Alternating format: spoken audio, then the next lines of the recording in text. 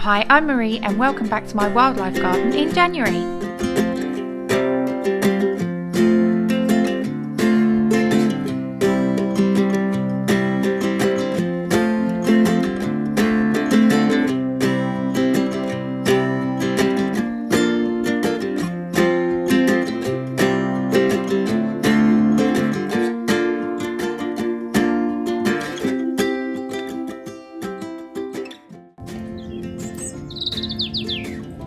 January is often the coldest month of the year and natural food sources for garden wildlife, particularly birds, are in short supply.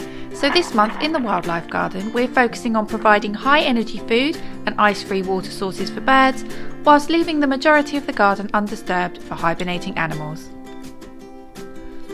Before we get into looking around the garden, please do subscribe to my channel if you haven't already, it really helps us out, and if you have any questions about the garden, please put them in the comments. So the physical garden itself is looking pretty sad and bog-like in its winter state. I think that's pretty standard. I don't know how winter has been treating you, but down here in the southeast of Kent we've had a pretty mild winter so far, but very, very wet. But despite the fact that the garden is looking a little winter weary, we've been seeing lots of wildlife, and that's the main thing.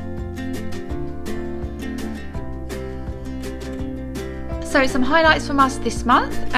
If you've seen some of my other videos, you'll probably know that we do get a fair amount of foxes in the garden at night, but I've never seen a fox around here in the daytime, and here is some footage of a fox that we saw the other day.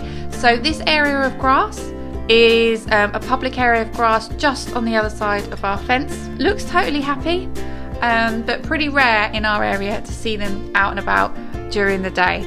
Also, we regularly get visits from blue tits and great tits, but even though my channel is almost a year old, I've never managed to get footage of any of them because they visit so quickly, and it's so hard to get any footage. So my husband helped me out and he put the camera in the tree out the front, sort of balanced it, and we managed to get this little shot of the birds. So I'm really glad that we finally got that shot.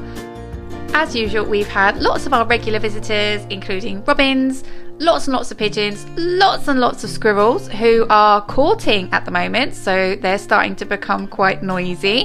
Here is some footage of one squirrel who got a bit feisty with the feeder and tore it down. You can see him trying to open it, which is quite funny. I had to go and retrieve that. Another funny thing that happened was this baby seagull trying to get into the garden one day to have some of the bird food. It was trying for absolutely ages, but you'll be happy to know it figured it out eventually. Depending where you are in the country, you may also see badgers if you're lucky enough, thrushes, voles, woodlice and earwigs.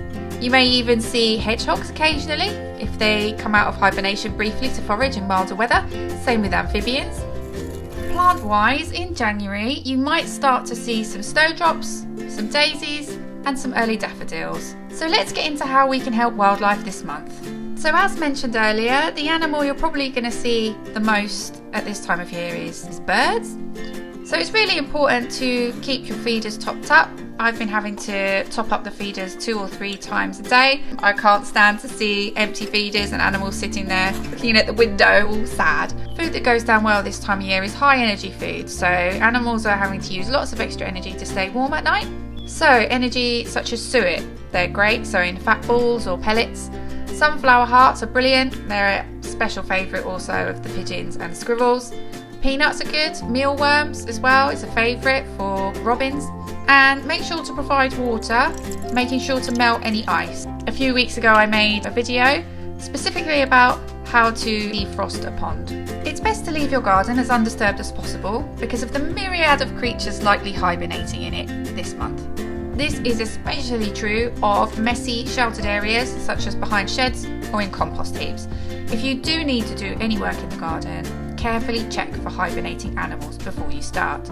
Now is a great time for a lot of garden maintenance and preparation. If you have any bird boxes, check that they are secure and clean out old nesting material, repairing or replacing as needed. It's also a great time to prune dormant roses and fruit trees to shape and remove any dead wood. And you can also take this time to clean, sharpen and oil secateurs and any other tools. there is still time to plant bare root roses and trees at this time of year, or order seeds for spring. Stay tuned for our February wildlife garden tour next month, and please do subscribe if you'd like to see how our wildlife garden is getting on. See you next time!